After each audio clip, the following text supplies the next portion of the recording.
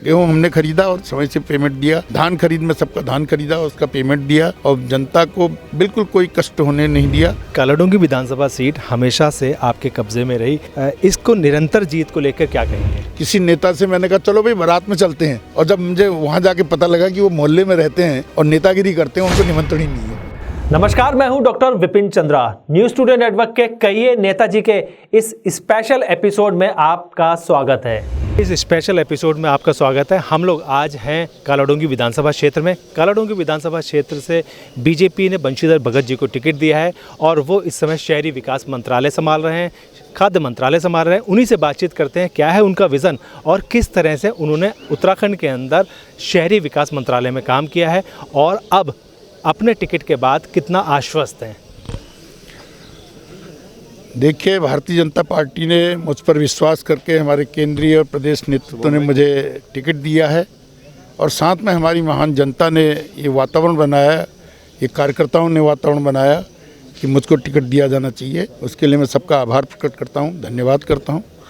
जहाँ तक किए हुए कामों का सवाल है, मैं समझता हूँ इस समय मैंने जो काम किए हैं वो अभूतपूर्व काम है। चाहे वो नजुल भूमि को रेगुलाइज करने का मामला हो, बरगचार की भूमि को रेगुलाइज करने की बात को आगे बढ़ाने का मामला हो, फ्री राशन का मामला हो, खरीद में खाद्य विभाग में खरीद का मामला हो।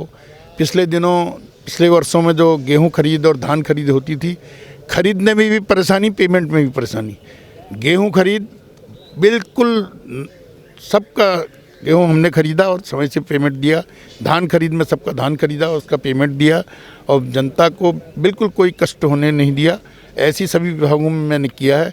पेयजल और सड़कों का तो बिल्कुल एकदम जाल सा बिछा हुआ है, जिसके कारण से जनता बेहद खुश है और बिल्कुल आशीर्वाद देने को तैयार है। जो किसान है, किसानों का ये कहना रहता था कि जो हमारी फसल है उसका जो है आज भी बिचौलिए लगातार जारी हैं और बिचौलियों ने कई स्थितियों में ख़राब भी किया।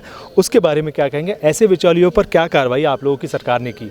मेरे सामने कोई केस ऐसा नहीं आया है, क्योंकि हमने पहले से ज़्यादा कांटे भी लगाए थे और सब कांटों पर बिल्कुल खरीद हुई है।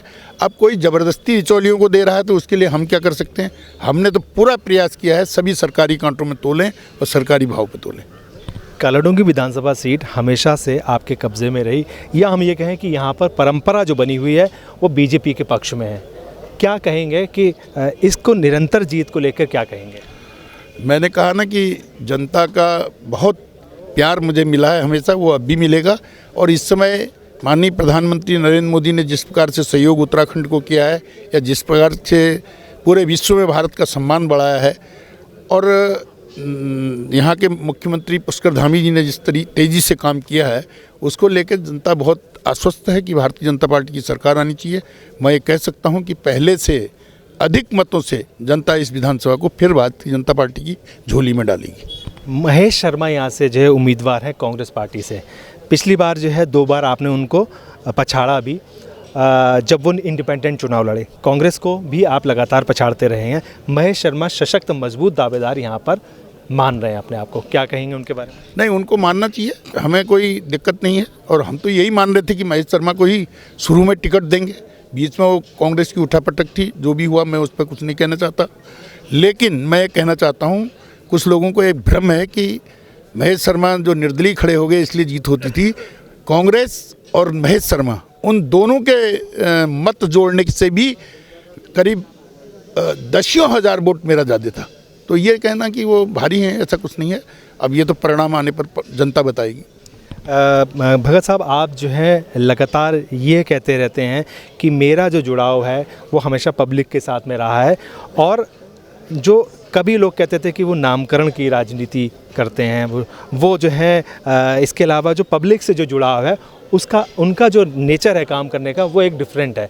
क्या उसको एक सबसे महत्वपूर्ण आधार मानते हैं अपनी जीत का और अपने संपर्कों का? देखिए, वो भी एक आधार है। अब ये लोग वो प्रचालित करते हैं जिनको नामकरणों के निमंत्रण नहीं आते।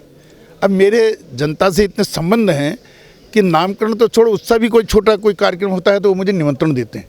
तो मैं भी कोशिश करता हूँ, जब निमंत्रण दिया है आदमी ने, सम्मानपूर्वक मुझे बुलाया है, तो मैं भी वहाँ पहुँचूँ। तो अब औरों को नहीं देते हैं तो इसमें मेरा क्या दोष है? एक बार एक बारात में मैं जा रहा था, किसी लड़की की शादी थी किसी मोहल्ले में, वहाँ एक किसी नेता से मैंने कहा चलो भाई बारात में चलते हैं, बोले मैं थोड़ी देर में आऊँगा। और जब मुझे वहाँ जाके पता लगा कि वो मोहल्ले में रहते हैं और नेतागिरी करते हैं, उनको निमंत्रण ही नहीं है, तो इसमें मेरा क्या दोष है? ये तो जनता में उनका संपर्क होना चाहिए। वो फिर नामकरण में भी जाएंगे, सब चीज़ में जाएंगे, जब निमंत्रण नहीं आया तो कैसे जाएंगे? आप 8वीं बार आपने नामांकन दर्ज कराया है, उत्तर प्रदेश में आपने राजनीति की, उत्तर प्रदेश में आप मिनिस्ट्री आपने संभाली है, इस बार फिर जो है आप दावेदारी कर रहे हैं। लोगों का मानना है कि ऐसे इतने कद्दावर लीडर को मुख्यमंत्री होना चाहिए, तो लगातार जो क्षेत्र के लोग हैं वो डिमांड भी करते रहते हैं गाय बगाए। देखिए, ये विधानमंडल दल की बैठक में तय होता है, फिर ऊपरी केंद्रीय नेतृत्व तो हमारा जो है वो तय करता है। ये पार्टी का विचारने का विषय है, विधानमंडल दल के विचारने का विषय है, ये कोई व्यक्ति के विचारने का विषय नहीं। अगर जो है आपको मौका मिले कि आप मुख्यमंत्री के कैंडिडेट के तौर पर आ सकते हैं, सबसे सीनियर लीडर्स में अब तक उत्तराखंड के अंदर बीजेपी में अगर हम बात करें तो सबसे ज़्यादा आप ही हैं। देखिए, मौका मिले तो कौन मना करेगा? मुख्यमंत्री के लिए कोई मना करेगा क्या? लेकिन ये सब बात विधानमंडल दल के तय करता है, प्रदेश पदाधिकारी तय करते हैं, फिर केंद्रीय नेतृत्व तय करता है, उन पर ही ये सब निर्भर होता है, हमारे ऊपर कोई निर्भर नहीं होता। कालाडूंगी की जो जनता है वो ये कहती है कि यहाँ पर डेवलपमेंट की अपार संभावना है, फॉरेस्ट क्षेत्र लगा हुआ भी काफ़ी ज़्यादा है, लेकिन डेवलपमेंट केवल सड़क का हुआ, बिजली का हुआ, पानी का हुआ, ऐसी बड़ी परियोजना कालाडूंगी के अंदर जो आ सकती थी वो अब तक नहीं आ पाई। क्या वजह है कि आप वो नहीं ला पाए? देखिए, कौन सी परियोजना ऐसी है जो मैं नहीं ला पाया है? बौर नदी पर बांध तक मैंने स्वीकृत करा दिया है, जो यहाँ से चकलवा तक के पूरे गांव को सिंचित करेगा। गर्मियों में पानी की मारामार हो जाती है। कालाढूंगी की अगर हम बात करें तो 2 बड़े नलकूप मैंने इस समय स्वीकृत करा दिए हैं, जो बन गए हैं। ये बनने का जब एक का तो चालू हो गया, दूसरा जब चालू हो जाएगा तो कालाढूंगी क्षेत्र में 2 मंजिले तक पानी बिना पंप के जाएगा, ऐसा मैं मानता हूँ। सड़कें मैंने बनाई हैं, सब कुछ मैंने किया है। एक काम यहाँ जो रहता है, स्टेडियम में हमने स्वीकृत कराया है, स्टेडियम बनना बाकी है। और एक काम जो रह गया है वो मैं वही मानता हूँ कि यहाँ के अस्पताल का उच्चीकरण होना चाहिए। अगली बार हम इसका उच्चीकरण करेंगे। इसके अलावा जो है जैसे कोटाबाग क्षेत्र है, कोटाबाग में जो है फैक्ट्रीज़ तमाम हैं, रोज़गार को लेकर आपने जो कोशिश की, जो हम लोग अब तक जो है हमारा सर्वे देख रहा है कि कोटाबाग में नौकरियों को लेकर बात जो ग्रामीण क्षेत्र के हैं उसमें कितना जो है रोज़गार देने में सफल हुए होंगे आप?